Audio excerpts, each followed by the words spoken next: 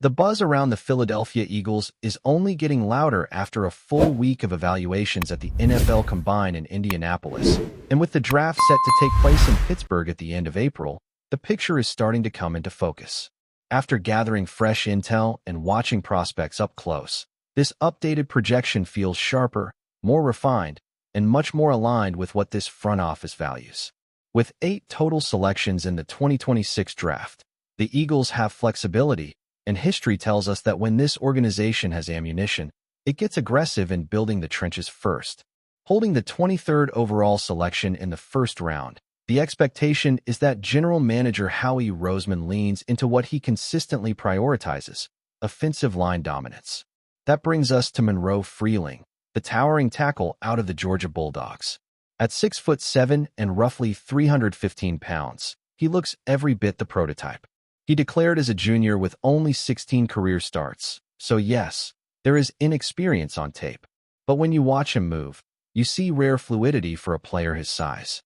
He runs like a tight end in space, climbs to the second level with ease, and mirrors pass rushers with improving balance.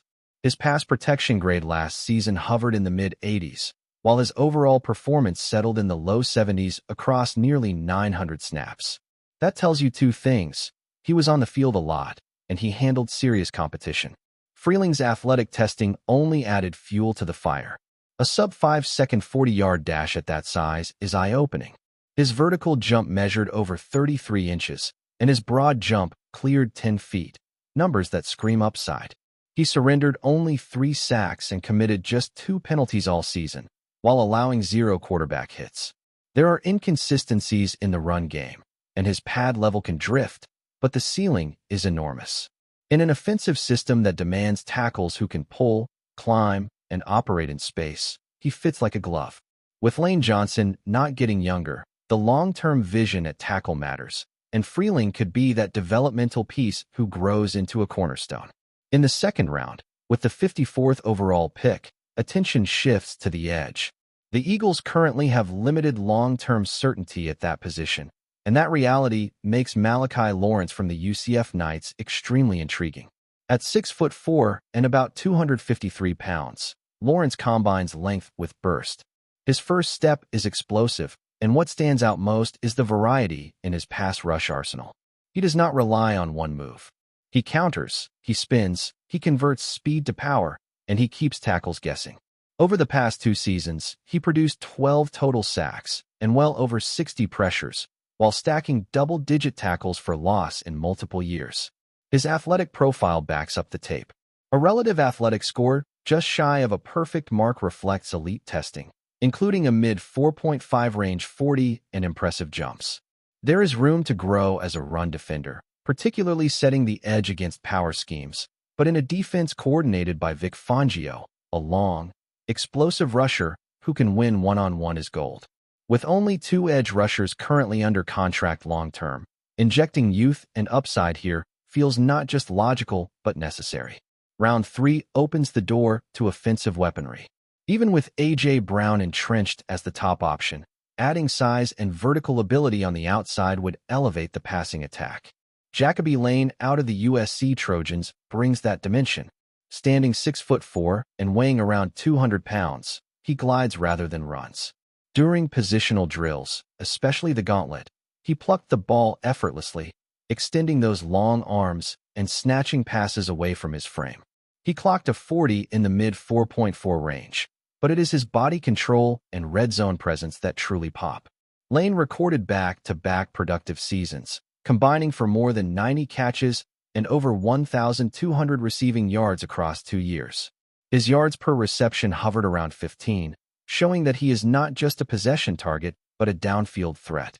There are occasional concentration drops on tape, something that needs refinement, yet his ability to track the ball in the air and box out defenders gives him classic boundary receiver traits.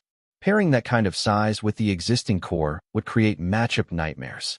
Later in the third round, the focus could shift to tight end with Sam Roush, a physical prospect from Stanford who embodies the balanced skill set this organization covets.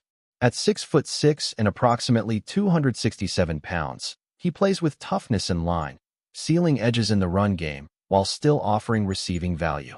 He may not be the flashiest pass catcher in the class, but he is smooth enough to separate against linebackers and strong enough to break tackles after the catch. His athletic testing surprised many, posting elite jumps and a 40 time under 4.8 seconds at nearly 270 pounds. Production-wise, he hauled in just under 50 receptions last season for more than 500 yards. The touchdown numbers were modest, yet his overall impact suggests he could blossom further at the professional level. As the draft rolls on, addressing the secondary becomes important. Bud Clark at safety brings playmaking instincts that jump off the screen. Over his collegiate career, he racked up 15 interceptions, showcasing range and anticipation. Though he sits around 190 pounds, he is fearless attacking downhill and has experience aligning deep, in the slot, and even in the box. His quick twitch movement and low 4.4 speed provide the versatility modern defenses crave. Additional depth at cornerback and along the interior offensive line would round out the middle rounds, ensuring competition across the roster. And then there is the developmental swing at quarterback. Talon Green, a towering 6'6" athlete weighing roughly 227 pounds, turned heads with one of the most explosive testing performances ever seen at the position. A 40-yard dash in the 4.3 range, a vertical leap surpassing 43 inches, and an 11-foot broad jump redefine what mobility looks like for someone of that frame. As a passer, he remains raw, still ironing out mechanics and processing speed, but in the right environment, patience can unlock something special. With no immediate pressure to start, he could be molded slowly, adding a dynamic layer to future offensive packages while refining the fundamentals behind the scenes. When you step back and look at the bigger picture, what stands out about this entire approach is how clearly it reflects the identity of the Philadelphia Eagles. This franchise has never been afraid to invest premium resources in the trenches, and that philosophy is not changing anytime soon. Building through the offensive and defensive lines is not just a slogan here. It is a blueprint that has delivered sustained success. So even after addressing tackle early with Monroe Freeling, it would not be surprising to see another move later in the draft aimed at reinforcing the interior. That brings real intrigue to a player like Parker Brailsford out of the Alabama Crimson Tide. Projected in the 4th round, he offers versatility that coaches absolutely love. He has experience at center, but also possesses the strength and awareness to slide over to guard if needed. In today's league, having a lineman who can handle multiple spots is invaluable over a 17-game season. Injuries happen, rotations shift, and depth gets tested. Brailsford plays with leverage, understands protections, and shows quick hands at the snap. He may not have the towering frame of some elite interior prospects, but his football intelligence and technical polish make him the kind of player who can quietly carve out a long career. Adding him would not just be about depth, it would be about maintaining the standard up front. Defensively, there is also a clear emphasis on adding competition in the secondary. Julian Neal from the Arkansas Razorbacks is the type of corner who could develop nicely in a system that demands discipline and awareness. He ran well during athletic testing, showing the long speed necessary to survive on the outside. On tape, he competes at the catch point and does not shy away from physical receivers. He still needs refinement in his footwork when transitioning out of breaks, but the tools are there. In a scheme that mixes coverages and asks corners to process route combinations quickly, Neal's instincts give him a foundation to build on. Then there is Bud Clark, whose ball production cannot be ignored. 15 career interceptions speak to timing and anticipation, traits that simply cannot be coached. At around 190 pounds, he is not the biggest safety in the class, but modern defenses require range more than bulk. Clark's ability to align deep, slide into the slot, or step into the box provides flexibility that defensive coordinators crave. He plays with urgency, triggers downhill against the run, and has shown he can close windows in coverage. Pairing that type of opportunistic defender with an already talented secondary could elevate the turnover margin, something that consistently separates contenders from pretenders. And while much of the spotlight naturally lands on the early round selections, the later rounds often shape the personality of a roster. Developmental players who arrive without overwhelming expectations sometimes end up making the loudest statements. That is where Talon Green becomes such a fascinating storyline.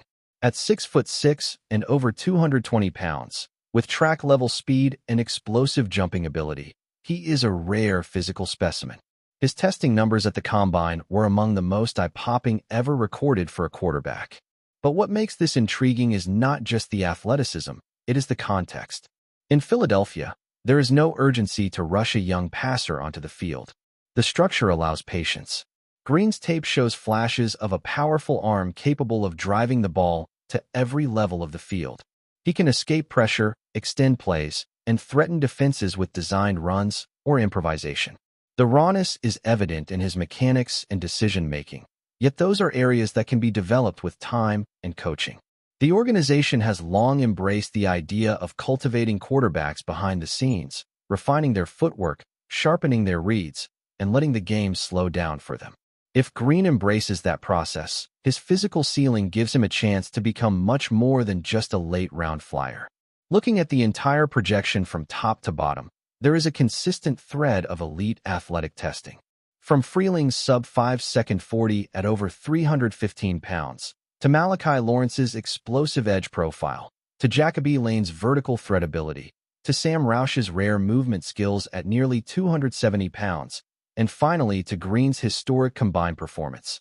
This class would inject speed and explosiveness across the roster. That is not accidental. The modern game demands athletes who can operate in space, close quickly, and create mismatches. What also stands out is the balance between immediate contributors and long-term projects.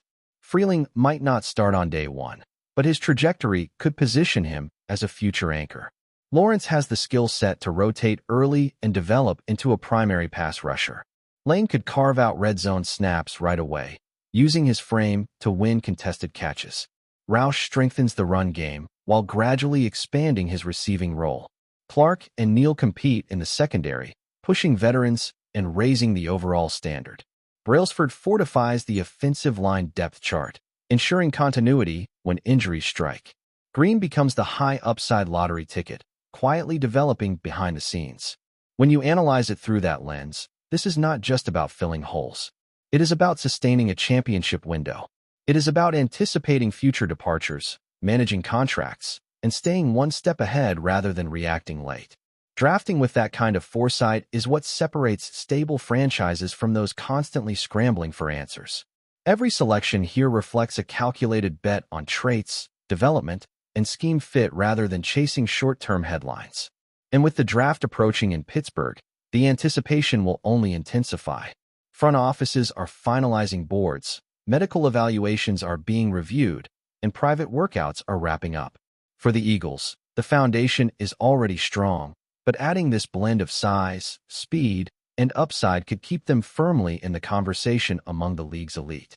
The trenches would be reinforced, the pass rush rejuvenated, the receiving core expanded, the secondary infused with playmaking, and the quarterback room quietly stocked with long-term potential, setting the stage for an offseason that feels strategic, aggressive, and fully aligned with the identity this organization has embraced for years. FlyEaglesFly News family, smash subscribe and hit like. Your support keeps the freshest Philadelphia Eagles updates flying in. Drop your take in the comments, and let's talk birds.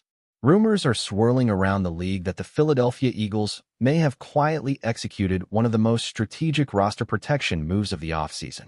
While nothing has been formally framed as a single headline-grabbing announcement, multiple league insiders suggest that the front office has moved aggressively behind the scenes to resolve several pending free agent situations in one calculated sweep. The idea circulating among executives and agents is that this was less about individual negotiations and more about sending a message. Continuity matters, and the core is being shielded.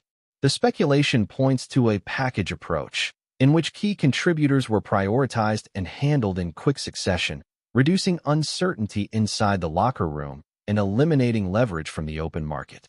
Sources close to the situation believe this strategy was designed to prevent bidding wars, keep cap planning predictable, and preserve the chemistry that has defined the team's recent identity. Rather than allowing negotiations to drag on, the Eagles appear to have chosen decisiveness over drama. What fuels the rumor mill even more is the timing. With other franchises still weighing short-term fixes versus long-term bets, Philadelphia is said to be locking in trusted performers who already understand the system. This approach suggests a belief that internal development and familiarity outweigh splashy external additions. Executives around the NFL are reportedly taking notice, viewing the Eagles' alleged maneuver as a model of roster insulation rather than reactionary team building.